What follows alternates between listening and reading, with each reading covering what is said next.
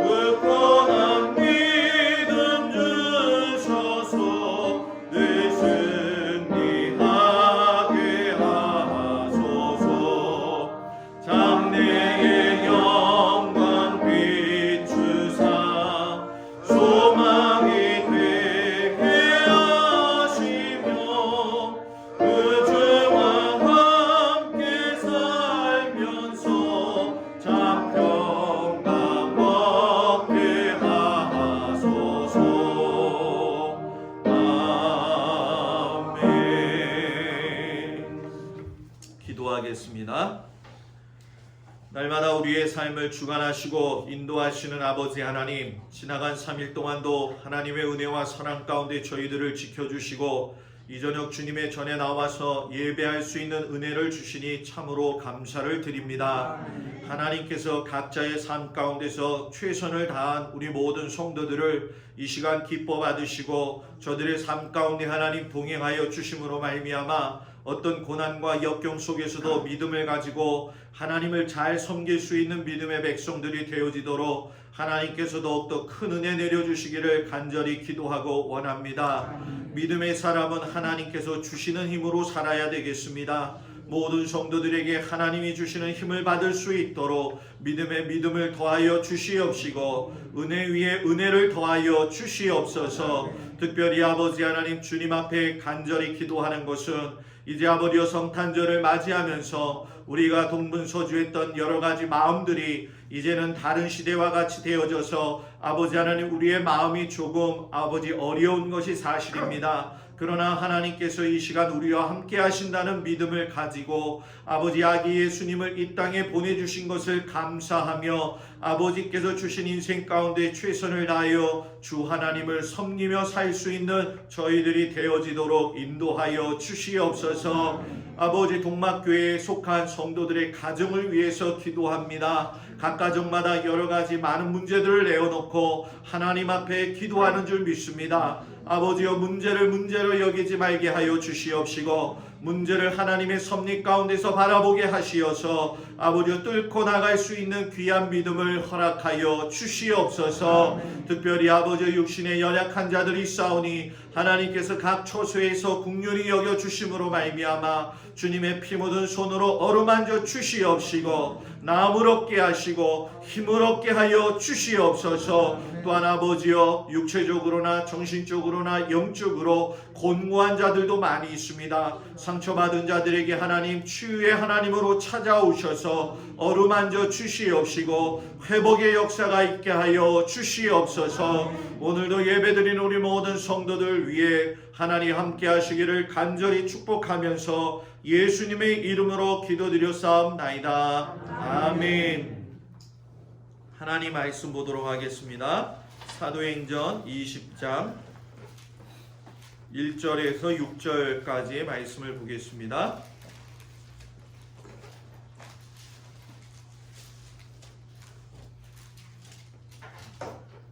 사도행전 20장 1절에서 6절까지 말씀. 우리 말씀을 다 같이 한 목소리로 봉독하겠습니다. 시작.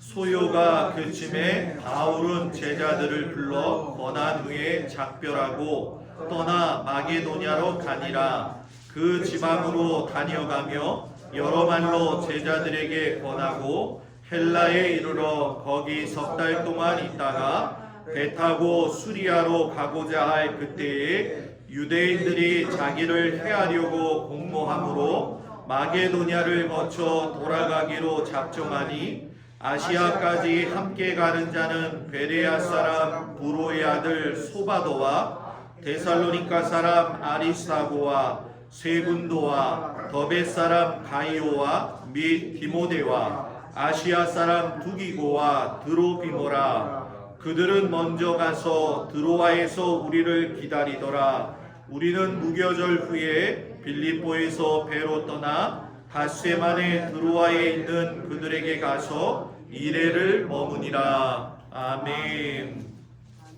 잠깐 기도하겠습니다. 자매님 요거 좀 키워주세요.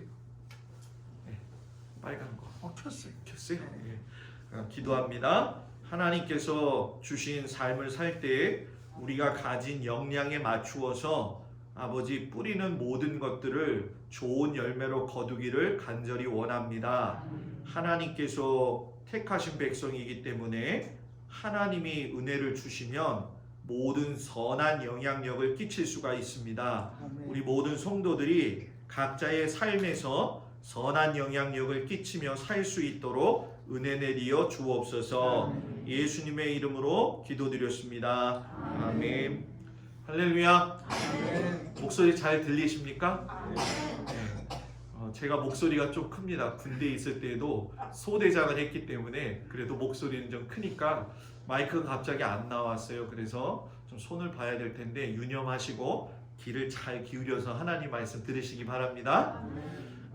뿌린 대로 열매를 거두는 법. 올 한 해를 이제 마무리하면서 여러분들이 연초에 많은 것들을 계획을 했을 겁니다. 그 계획한 것대로 잘 이루어진 것도 있을 것이고 아직 잘 이루어지지 못해가지고 계속 진행형으로 되는 것들도 있을 거예요. 그런데 연초에 세운 계획을 우리가 다 못 이루었다고 해서 낙심하지 말 것은 하나님께서 우리에게 주신 시간이 있기 때문에 시간이 지나면 하나님께서 이루실 일은 반드시 이루어질 줄 믿습니다. 그렇기 때문에 오늘은 신앙적인 면에서 열매를 어떻게 뿌리고 또 그 열매를 어떻게 거두어야 되는가에 대해서 함께 좀 은혜를 나누려고 합니다. 여러분들이 잘 알고 있는 사도 바울의 이야기죠. 사도 바울이 에베소에서 사역을 마치고 난 이후에 이제 3차 전도 여행을 떠나려고 하는 시점이에요. 이 시점에서 1차하고 2차에 걸쳐 가지고 교회들을 다 세워 놓았으니까 어떤 의미에서 보면 사도 바울이 모든 것에 대해서 감사하고 안심하는 마음을 가지고 그냥 지내도 됐을 겁니다. 그런데 이 사도 바울의 특징 중에 한 가지가 무엇이냐면 항상 교회를 돌아다니면서 보살피고 권면하는 일을 잘했다라는 얘기예요. 특별히 우리가 오늘 이 말씀에 보게 되면 어려운 이름들이 많이 등장을 하게 되죠. 이 동행하는 사람들의 이름을 구체적으로 이렇게 언급했을 때에는 분명한 이유가 있기 때문에 언급을 했을 거라는 거예요. 자, 여기서 언급되어지는 사람들의 이름은 사도 바울에게 있어서 영향력을 받은 사람들을 열거한 겁니다.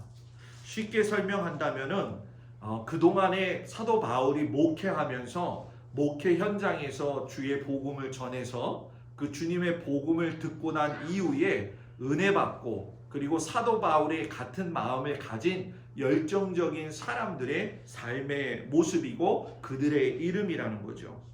오늘 이 말씀에 보면서 특징이 1절에 보면 소요가 그침에 바울이 제자들을 불러 권한 후에 작별하고 떠나 마게도냐로 가니라 이렇게 말씀을 하셔요.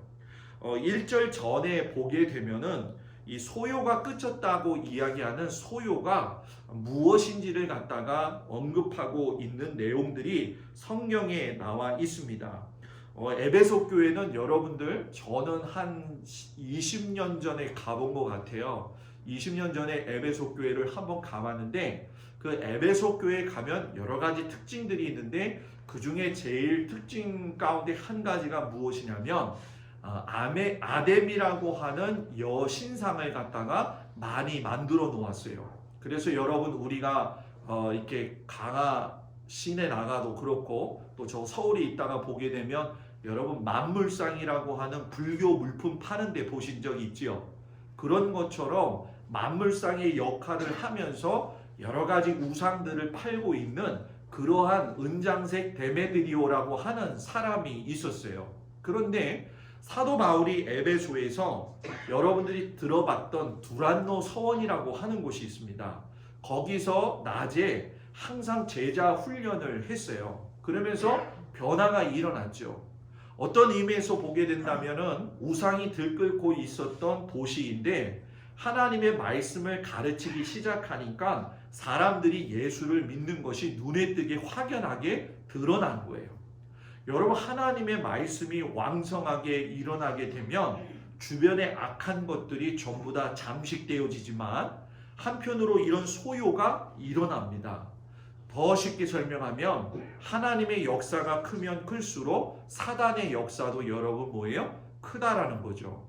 그래서 이 은장색 데메드리오가 사도 바울을 잡아 죽이려고 했던 사건이 이 직전에 일어나요. 그래서 그 사건을 소요라고 이야기를 합니다. 그 소요가 끝쳤다라는 얘기는 뭐냐 하면 에베소 교회의 공공 질서가 회복이 되어졌다는 거예요. 하나님의 말씀이 강력하기 때문에 시간이 흘러가면 사단은 무너지게 되어져 있습니다. 아무리 어렵고 괴롭히는 일이 있다 할지라도 하나님의 말씀의 능력은 선한 능력이 있기 때문에 악한 것을 능히 이긴다는 거죠. 저는 우리 성도들이 하나님의 말씀을 굳게 붙잡기를 축복합니다. 왜 붙잡아야 되느냐? 여러분들의 삶에 일어나고 있는 여러 가지 어려운 문제들은 결국 여러분 뭡니까? 하나님의 말씀을 붙잡고 있느냐 없느냐의 문제로서 결과가 나타나기 때문에 그렇다라는 거예요. 그러니 여러분 한번 생각해 보세요. 내가 교회에 잠깐 나와서 기도하고 또는 일주일에 한 번 나와서 예배 드리고 해가지고선 세상을 이길 수 있을 것 같아요? 없을 것 같아요? 자신이 없어요? 분명히 여러분들 마음속에는 그런 믿음은 있어요. 그런데 문제는 뭐냐면 내가 그걸 못한다라고 하는 마음의 부담감이 있기 때문에 하나님의 역사가 이루어지려고 하다가도 그 부담감 때문에 늦추어지는 경우가 많아요. 전 여러분들한테 권면을 해드리는데 어떠한 경우에 어렵고 힘들어서 여러분들이 하나님의 처소를 못 찾는다고 해서 하나님이 여러분들을 떠나시는 거 아니라는 거예요. 믿고 구하고 예수의 이름으로 선포하십시오. 그러면 하나님이 이루어 가십니다. 에베소서 4장에 가서 보게 되면 사도 바울이 에베소 교인들한테 표준 세번역으로 이렇게 이야기를 해요. 주님의 일로 갇힌 몸이 된 내가 여러분에게 권합니다. 하나님께서 여러분을 불러주셨으니 그 불러주신 뜻에 합당하게 살아가십시오. 언제나 겸손함과 온유함을 지니십시오. 사랑으로 서로 용납하면서 오래 참으십시오. 여러분은 성령이 여러분을 평화의 띠로 묶어서 하나가 되게 해주신 것을 힘써 지키십시오. 자, 이 얘기가 무슨 얘기냐 하면 에베소 교회 성도들한테 하나님의 말씀으로 격려했다는 거예요. 그 당시에는 예수를 믿는다는 이유만으로도 많은 박해를 받고 있던 상황이었어요. 여러분 문헌에 보면 나와 있지만 초대교회 예수를 믿는 사람들이 어떤 고통을 받았느냐 여러분들 잘 들어보셨을지 모르겠는데 이 사람을 갖다가 송진에 묻혀가지고 길거리에 횃불로 밝혔어요. 그리고 자녀들 같은 경우에는 사자가 있는 곳에 운동장에 집어넣을 적에 어린 양을 갖다 가죽을 벗겨가지고 그 가죽을 아이들한테 씌워가지고 사자들 앞에 던졌어요. 그러면 아이들이 무서워서 이리저리로 도망다니는 모습이 사자들의 눈에는 뭘로 보일까요? 어린 양들로 보였을 거라는 거예요. 그렇게 어려운 가운데에서 신앙을 지키고 있는 그들에게 이 사도 바울이 권면하는 거예요. 왜 권면하냐? 너희들이 너무나도 하나님 앞에 충성하는구나. 그런 어려움을 당하고 있는 가운데에서도 하나님 앞에 충성할 수 있는 은혜가 있구나. 여러분 우리가 하나님 앞에 들어야 될 위로의 말씀이고 칭찬의 말씀인 줄 믿습니다. 하나님의 백성이 되어지니까 그들이 그런 어려움 속에 있다 할지라도 불러주신 은혜가 감사하기 때문에 그 감사함으로 모든 역경들을 이길 수 있었다라는 거예요. 그러면 여러분 여기서 그들이 그렇게 살 수 있었던 이유는 무엇일까? 물론 예수님이 말씀을 통해서 그들을 가르치시고 그들에게 깨달음을 주셨지만 초대교회의 모든 1차, 2차, 3차 전도 여행을 다니면서 교회를 세웠던 사도 바울이 먼저 믿음의 모범을 보이면서 살았기 때문에 그 모습을 보고선 그들이 뭐예요? 본을 받았다라는 얘기예요. 여러분들이 지금 많은 씨앗들을 뿌리면서 지금까지 살아왔을 거예요. 그러나 중요한 건 씨앗이 열매되기까지는 이 사도 바울의 모습을 통해서 깨달을 수 있는 것이 무엇이냐면 많은 씨앗들이 열매를 얻으려고 한다면 씨앗을 뿌린 사람의 영혼이 건강해야 된다는 거예요. 여러분들의 영혼이 건강해야 돼요. 여러분들의 생각과 마음과 모든 자세들이 하나님 앞에서 선해야 돼요. 저는 이렇게 목회를 해보면서 많은 사람들을 대했지만 세상 사람들하고도 이렇게 비교할 때 보면은 굉장히 그 마음속에서 선하지 못하신 분들을 만난 적도 있어요. 왜 그런 일들이 일어날까? 결국은 여러분 예수 그리스도의 영향을 받지 못했다라는 얘기예요. 하나님의 말씀은 좌우에 날선검이 있어서 우리의 영혼을 뭐예요? 쪼개신다고 하셨잖아요. 쪼개짐이 있어야지만이 여러분 다른 사람들의 영혼을 관리할 수 있는 자신의 영혼의 건강을 가질 수가 있다는 거예요. 그런데 이상하죠? 내가 쪼개지지 않고 다른 사람을 쪼개려고 할 때가 더 많이 있는 것이 우리들의 습성이기도 하다라는 거예요. 여러분 이 사도 바울이 3차 전도 여행을 다니면서 격려하는 들의 일에다가 애쓰고 수고했다라는 것은 단순히 격려한다 이런 차원이 아니라 더 깊은 내용의 뜻이 있어요. 그건 뭐냐? 호소하고 간청하고 권고하고 위로했다 이런 얘기예요. 여러분 하나님께서 여러분들에게 위로의 하나님으로 다가오시는 줄 믿으시기 바랍니다. 제가 지금 와가지고 일주일 딱 됐어요. 그죠? 일주일 딱 되면서 새벽마다 하나님 앞에 기도할 적에 하나님께서 제게 주시는 마음의 소리가 있어요. 그것이 무엇이냐면 내 백성을 위로하라 위로하라 이 말씀을 주셔요. 여러분들 지금까지 어렵고 힘들었던 신앙의 삶 속에 하나님의 위로가 함께 하시기를 주의 이름으로 축복을 드립니다. 여러분 우리가 좋은 열매를 맺는 신앙의 사람이 되어질 적에 우리는 신앙의 이 성경에 나오는 많은 사람들을 갖다 같이 비교할 때가 많이 있어요. 어떤 의미에서 보면 여러분 우리가 선배라고 이야기하는 그 신앙의 인물들이 우리와는 동떨어진 삶을 살았다고 생각을 하지만 여러분 전혀 그렇지 않습니다. 아브라함 같은 경우도 여러분 믿음의 조상이라고 했지만 자기 아내를 누이라고 했던 그런 연약한 자였어요. 야곱 같은 경우는 한 번에 여러분 욕심을 내어가지고 형의 그 슬하에서 벗어나지 못하는 두려운 마음을 가지고 살았어요. 모세 같은 사람은 이 말하는 것이 어둡지 않도록 말을 잘 못했다라고 이야기를 하죠. 좀 더 신약 시대에 가서 보게 되면 베드로 같은 사람은 성격이 급했죠. 야고보와 요한 같은 사람은 여러분 어땠습니까? 불같아가지고서는 사마리아 고을을 갖다가 불로 태워버렸으면 좋겠다고 하는 그런 이야기들을 했어요. 그런데 이들이 하나같이 나중에 가서 나약하고 부족한 자들임에도 불구하고 하나님의 사명을 감당할 수 있었던 건 무엇이냐면 그들에게는 주님의 사랑 안에 머무는 은혜가 있었다는 거예요. 여러분, 주님의 그 사랑 안에서 머물 수 있는 은혜가 있기를 바랍니다. 어떤 경우에도 주님 바깥으로 나가지 않기를 축복합니다. 여러분, 사도 바울은요, 절대로 어떤 의미에서 보면 예수를 믿지 않아도 되는 사람이었어요. 가문으로 봐도 그렇고 권력이라든가 학력을 보더라도 흠이 없는 사람이었어요. 그런데 여러분들 잘 아시는 것처럼 이 사도 바울이 예수 믿는 사람들을 잡아 죽이려고 했잖아요. 여러분들 그 유대교와 기독교의 차이점이 무엇인지 혹시 알고 있나요? 유대교와 기독교. 유대교에는 예수가 없는 거예요. 기독교에는 예수가 있는 거예요. 그래서 유대교는 이스라엘 백성들이 가지고 있는 신앙입니다. 바울이 유대교의 신앙을 가지고 있었어요. 그러니까 유대교 안에 예수가 없다고 하니까 바울이 율법을 잘 지킨다 할지라도 예수님을 인격적으로 만나지는 여러분 뭐예요? 못했다라는 거예요.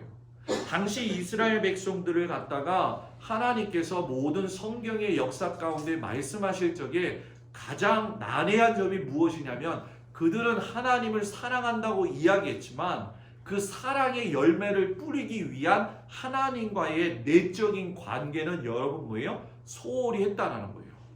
그저 율법 하나만 잘 지키면 이 정도면 됐겠지라고 생각을 했고 마음속에는 하나님을 진심으로 모시지 않고 살았다는 거예요. 사도 바울이 나중에 가서 예수님을 만나고 난 다음에 자기의 신앙이 빈 껍데기인 것을 알게 된 거예요. 아, 내게는 뭐예요? 율법은 있지만 사랑이 없구나. 내게 하나님을 따르는 믿음의 행동은 있다고 하지만 마음의 순수함을 가지고 하나님을 기뻐하는 일에는 수고하지 않았구나. 이거를 깨닫게 되니까 삶이 변하게 되어지는 거죠. 예수를 인격적으로 만나게 되어지니까 자기의 껍데기의 모습이 중요한 게 아니라 내적으로 하나님을 만나는 것이 진실로 중요하다는 걸 사도 바울이 알게 된 거예요. 그러다 보니까 여러분 진심으로 다른 사람을 위로하고 격려할 수 있는 사람이 되어졌다라는 얘기죠. 여러분들, 우리 교회 모든 성도들은 다른 사람을 위로하고 격려하는 일에 있어서 모범을 서로 보일 수 있는 은혜가 있기를 바랍니다. 제가 먼저 그 일에 최선을 다하고 또 하나님 앞에 간구하고 기도할 테니까 여러분들도 제가 목사로서 여러분들한테 부족하지만 최선을 다해서 나가려고 하나님 앞에 매달릴 적에 그 모습을 보시고 아, 목사님도 저렇게 노력하는 것처럼 우리도 노력하자, 이런 마음을 갖는 은혜가 있기를 바랍니다. 그리고 오늘 말씀 속에서 이 열매를 거두는 방법 중에 두 번째는 뭐냐면 당장에 벌어진 상황을 보고 낙심하지 말고 그 상황 속에서 하나님께서 어떻게 섭리하시는지를 위험을 무릅쓰고 강하고 인내하면서 살아가라는 말씀을 여러분들한테 권면을 드립니다. 오늘 성경에 보게 되면 조금 이해되지 않는 말씀이 나와요. 3절에 보면 거기서 석 달을 있다가 배 타고 수리아로 가고자 할 때에 유대인들이 자기를 해하려고 공모함으로 마게도냐로 돌아가기를 작정하니, 이렇게 얘기를 하지요. 사도 바울이 에베소를 떠나서 이제 무엇인가 하나님의 일을 더 추진해야 되는데 실질적으로 보여지고 있는 위협들이 많이 드러나고 있었다는 거예요. 그 중에 하나가 뭐냐면 석 달을 기다리다가 수리아로 가는 배를 타려고 하는데 문제가 발생한 거예요. 배를 타고 막 출항하려고 하는데 들려지는 소식이 무엇이냐면 유대인들이 자기를 갖다가 해하려 하려고 한다라는 소식을 듣게 되지요. 신학자 램지가 그런 얘기를 했어요. 이 당시 상황을. 바울이 유월절을 지키러 갈 적에 아가야와 아시아의 유대인들이 그 배에 타서 적대적인 관계를 가지고 바울을 살해할 기회를 얻었다. 왜 얻었느냐?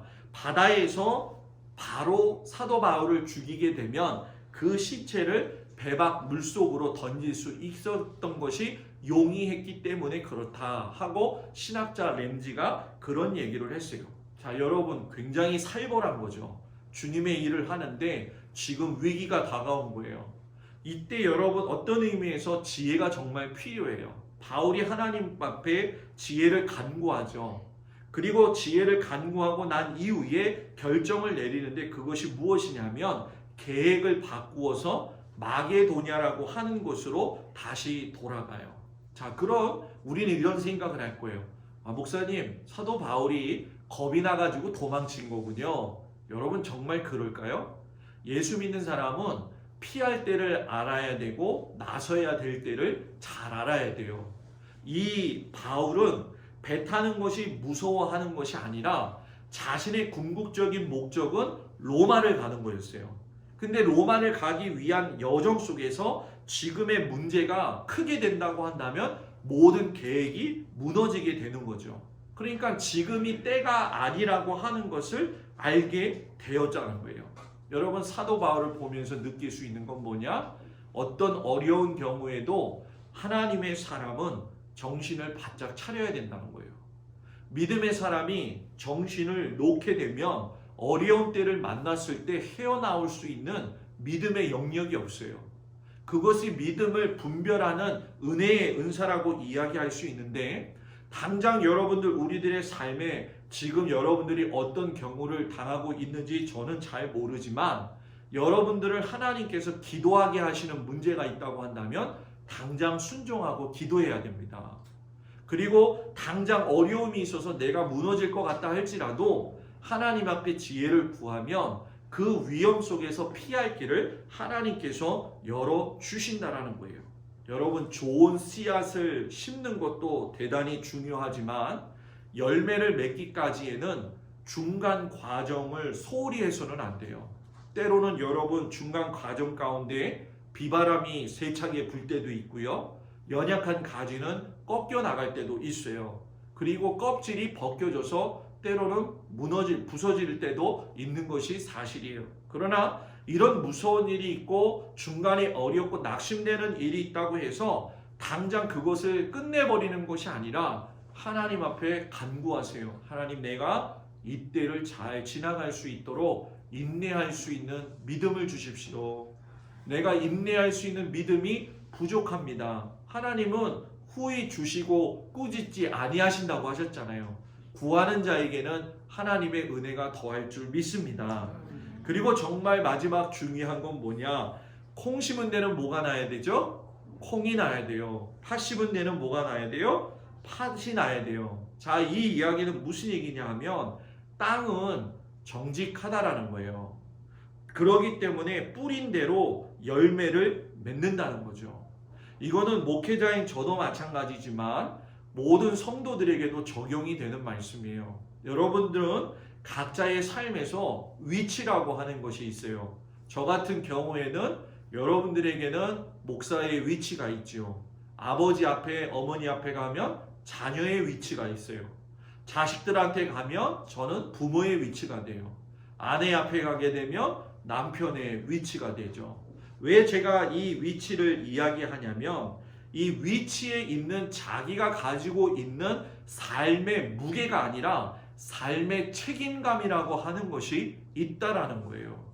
내가 주어진 이 모든 상황들 속에서의 책임감을 소홀히 하지 않는다라고 하는 얘기는 정직하지 않다라는 거예요. 여기서 정직하지 않다라는 거는 윤리적으로 그냥 거짓말 안 하는 정도의 사람이 아니라 하나님과 나와의 관계 속에서의 정직함이라는 거예요. 제가 여러분들을 속일 수 있을까요? 없을까요? 너무 갑자기 물어봐서 그러나요? 속일 수도 있어요. 사람이기 때문에. 그리고 여러분들도 저를 속이거나 가정에서 다른 자녀들이나 남편과의 관계 속에서 지인들과의 관계 속에서도 얼마든지 속일 수 있어요. 그런데 저와 여러분이 달라야 되는 것이 무엇이냐면 우리는 예수 믿는 사람이기 때문에 뿌린 대로 열매를 거둔다는 사실을 알고 있기 때문에 거짓말이나 속이는 것이 한정되어져 있고 하나님 앞에서는 밝히 드리워질 수밖에 없다라는 사실을 명확하게 알아야 된다는 거예요. 이걸 모르고 살기 때문에 여러분 뭡니까? 인생을 피곤하게 사는 거예요. 우리는 가끔씩 가다 그런 생각을 하죠. 하나님 앞에 떳떳하면 됩니다. 하나님 앞에 죄짓지 않으면 됩니다. 그런 얘기를 하는데 여러분, 하나님께서 우리에게 10가지의 10계명을 주시고 이 10계명이 613가지의 계명으로 발전이 돼요. 그리고 613가지의 계명이 60만 개로 실행할 수 있는 조항들이 만들어집니다. 그런데 이 모든 조항들이 만들어진다 할지라도 또 그것을 잘 지켰다 할지라도 내가 거짓된 마음을 가지고 했다고 한다면 하나님이 그거 받으실까요? 받지 않으신다라는 거예요. 저는 그래서 여러분과 제가 하나님 앞에 순전하고 정직한 사람이 되기를 축복합니다. 이 성경의 말씀을 보면 오늘 제가 한 가지 덧붙여서 이야기하고 싶은 것이 있어요. 여러 사람들의 이름이 나와요. 이 여러 사람들의 이름이 나올 때 아까 말씀드린 것처럼 우연은 아니라는 거예요. 바울이 1차에서 3차까지 전도 여행을 가는데 1차에는 바나바하고 마가하고 요한하고 동행을 했어요. 그리고 2차 전도 여행 때는 실라와 디모데가 그리고 누가가 동행을 했어요. 그리고 오늘 성경에 나오는 사람들이 바로 3차 전도 여행에 같이 동행했던 사람이에요. 정말 이름이 어렵죠? 소바더, 아리스다고, 가이오, 디모데, 두기고, 드로비모. 여러분, 제가 여기서 몇 사람만 여러분들한테 소개를 할게요. 왜 이들의 이름을 사도 바울이 열거했느냐? 이 사람들은 사도 바울의 정신적인 이 신앙적인 영향력을 받은 사람들이에요. 그렇기 때문에 어떤 의미에서 보면 바로 바울이 뿌린 씨앗의 열매라는 거죠. 예를 들면 가이오라고 하는 사람을 여러분들한테 소개해 드릴게요. 이 가이오라고 하는 사람은 원래 이름이 기쁨과 환이라고 하는 뜻을 가진 사람이에요.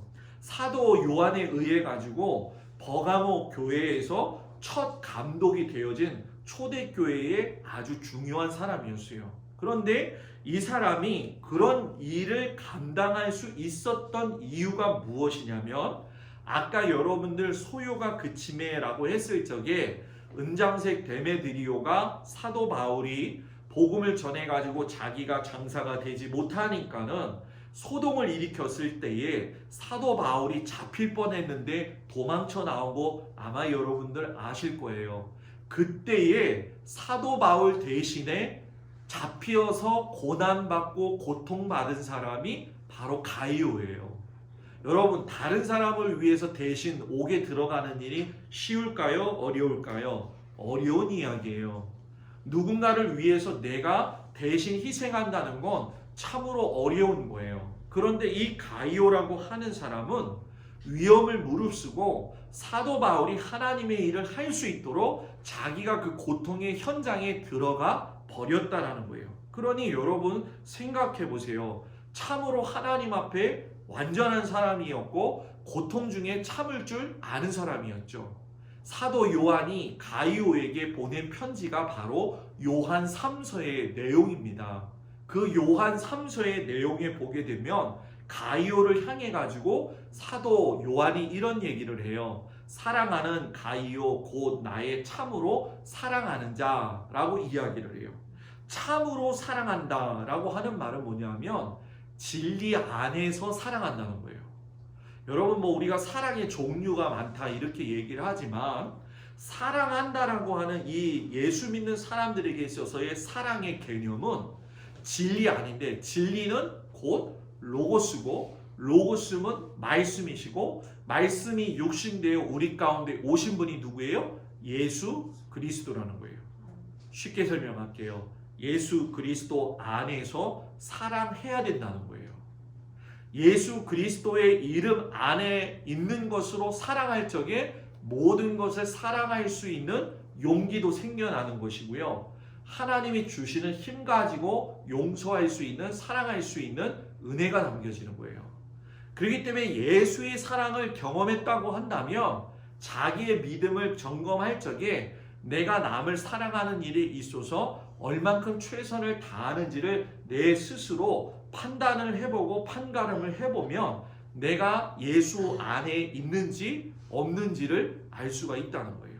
여러분 예수 안에 있을 때 용서하고 사랑할 수 있는 은혜가 생기는 줄 믿습니다. 아리스타고 한 사람만 이야기하고 마치겠습니다. 아리스타고라고 하는 사람은 데살로니가 지역의 사람이에요. 이 사람은 유대교에서 개종한 사람입니다. 사도 바울과 사연이 좀 비슷한 사람이죠. 그러니까 어떤 의미에서 본다고 한다면 율법을 굉장히 중요하게 여기고 있었지만 이 사람도 예수님을 인격적으로는 만나지 못했어요. 그런데 사도 바울을 통해 가지고서는 예수님을 만나고 난 다음에 바울이 붙잡혀 가지고 저 로마로 끌려갈 때 같이 동행했던 사람이 바로 아리스타고예요. 고난에 동참했던 사람, 함께 했던 사람. 여러분 즐거울 때는 얼마든지 친구가 되어줄 수 있어요. 그러나 어려울 때 친구가 되어줄 수 있는 사람이 진실로 믿음의 사람이에요.